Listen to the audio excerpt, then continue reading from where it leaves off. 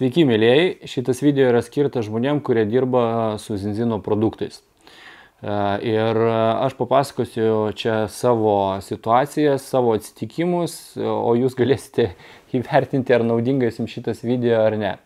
Tai iš esmės aš neretai susiduriu su tokia situacija, kad ateina pas mane žmogus, kuris nori daryti verslą, bet aš jo neimu į biznio partnerius, aš jam sakau, žiūrėk, tu, kadangi nieko apie tą produktą dabar nežinai, tu greičiausiai norėtum išmėginti šitą produktą, pabūti klientų, pavartoti ir tik tuomet ateiti į verslą, rinkti savo klientų, nes tu turėtum savo nuomonę apie tą produktą, reikalingas, jis nereikalingas, ką rodo tyrimai, ar naudingi jie, ar nenaudingi ir panašiai. Ta prasme, pats matysi viską iš kliento pusės.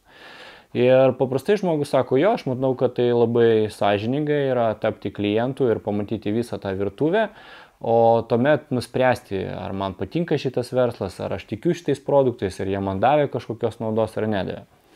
Tai scenarijus toks, mes pasikalbam su to žmogum, jisai tampa klientu ir aš jam sakau, žiūrėk, tu įsigyji produktus, kai ateis pas tave produktai, mes padarysime tau, kalba eina būtent apie balance oilą, kai ateis pas tave produktas, mes padarysime tau tyrimus, kurie yra anoniminiai, išsiųsim jos ten į Santolos arba Vytas laboratorijas, jie ištirs ten tavo kraujo tas riebiąsias rūgštis ir iš to tyrimo mes matysime, kokioje tu būsenoje esi dabar.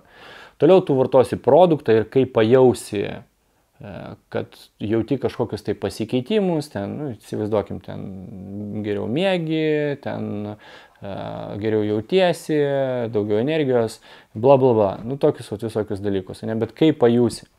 Tuomet mes galėsim kalbėti su tavim apie biznį. Ką tas žmogus pajus, aš tiksliai nežinau, bet preliminariai, kad daugmaž aišku būtų, apie ką aš kalbu. Tai neretai pasitaiko taip, kad ties to viskas ir baigėsi. Ir šie žodžiai, kad pajausi, patirsi, būna lemiami. Nes standartiškai tai būna taip, žmogus gauna produktą, jisai pasidaro tyrimą, jisai vartoja produktą, po 120 dienų jisai darosi pakartotiną tyrimą, kuris parodo, kokioj buvo jis pirmoji stadijoje ir po 120 dienų, kaip pasikeitė jo tas kraujo tyrimas tų riebiųjų rūgščių, kokia yra dinamika, teigiama pusė ar aplamai kokia dinamika yra. Taip, ir tai daroma klinikinėse laboratorijose, tai tikras medicininis tyrimas. Tai dabar aš susidūriau su tokiu dalyku, kad būna, kad tu susitari su žmogum, mes viską kaip ir padarom, jis gauna produktus, jisai pasidaro pirmą tyrimą, tada pradeda vartoti produktus ir aš jo klausiu, nori jauti ką nors? Ne, dar nejaučiu. Po kažkiek laiko, ar dabar jau jauti ką nors ten, ar pasikeitė kažkas? Ne, nieko nejaučiu. Toliau, ar gal dabar jau pasikeitė, gal tu ten dar kažką tai, ar kaip tu ten vartoji tą produktą, ar tinkamai, ar dozės tinkamos ir panašiai. Ir žmogus nieko nejaučia ir iki tol, kol jisai nejaučia, galbūt jis niekada nieko nepajaučia, yra ir tokių atvejų pas mane nedaug, bet keletą tokių buvo, tada tu su juo nebegali kalbėti apie biznį. Ir šitoj vietoj aš pats atkreipiau dėmesį, jeigu iš tikrųjų tai man pasufleravo mano mylimas žmogus, Vaida, jinai man sako, klausyk, kodėl tu rekomenduoji tiem žmonėm, kad jie turėtų kažką tai pajausti, nes yra daugybė žmonių, kurie nieko nepajaučia. Sako, tu su jais tarkis, kad jūs padarote pirmą tyrimą, taip kaip ir priklausytų. Tada tas žmogus vartoja produktą 120 dienų, o aplamai tu su juo tariesi, jeigu jis jau tampa klientu, kad tu tariesi, kad jisai vartos visus metus, tiek kiek yra abonementas, arba 6 mėnesius, jeigu jis ima abonementinį, tampa abonementiniu klientu. Ir tada po 120 dienų, kai jam jau ateina tas pakartotinas tyrimas, kuris įtrauktas yra į kainą, tada jūs matote, kokia yra dinamika. Ir tuomet tas žmogus pats mato, koks buvo pirmas jo tyrimas ir koks buvo antras. Tai nežinau, ar pagaunat mintį, bet iš esmės šitokia situacija, kai tu nebesitari, kad žmogus kažką tai turi pajausti ir tada jisai ateis į biznį, žinoma, taip atsitinka labai dažnai ir tada nereikia laukti tų 120 dienų ten ar dar daugiau iki tol, kol jis pasidarys tą tyrimą ir tyrimas parodys jo teigiamą dinamiką.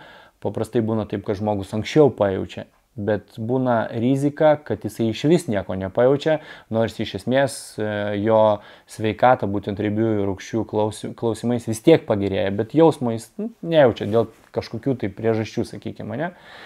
Tai šitoj vietoj aš būtent ir įrašinėjau šitą video, nes aš išbandžiau šitą dalyką ir man jisai pasiteisino. Ant dabartinio momento, jeigu aš tariuosi su žmogum, kad jisai turi pavartoti produktą prieš tapdamas partneriu, nes kitaip jis negali būti tiesiog fiziškai partneriu, nes jis pardavinės žmonėm orą arba pasakas kažkokias tai susitarimas, kad kai tu pajausi, jis toks pakankamai slidus yra.